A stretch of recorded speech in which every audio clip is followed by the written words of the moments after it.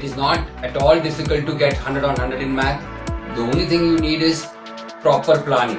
I think that if you implement those 6 points, you definitely should get 100 on 100. Okay, let's come to the point.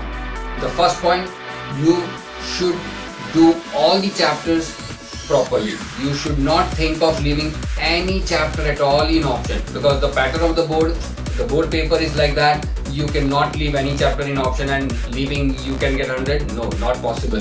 You have to do all the chapters. The concepts of each chapter has to be clear. See that you clear all the concepts of each type. Now, for that you need to use that EMD technique. What is EMD technique? Keep marking the sums E, M or D. E for easy sums, M for medium sums and D for difficult sums. Now, EMD, how will you implement?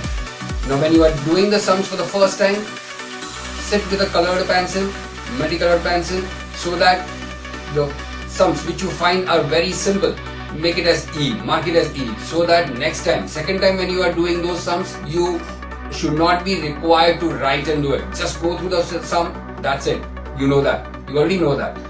The second type of sums, the medium type of sums, whenever you are doing or revising second time, see that. After going through the sum, close your eyes and see that can you solve the entire sum in your mind. If you can, fine, well enough. Otherwise, write and do it. The third one, the difficult one, you have to do those sums by hand.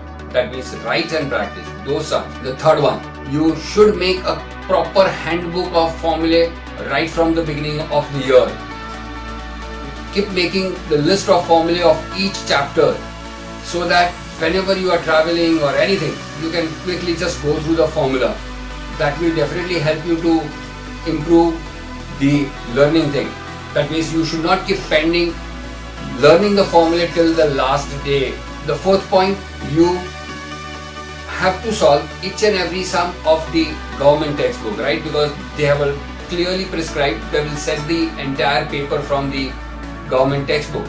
Okay, then the fifth point, you should practice at least 2 papers, question papers, as if you are writing a board exam.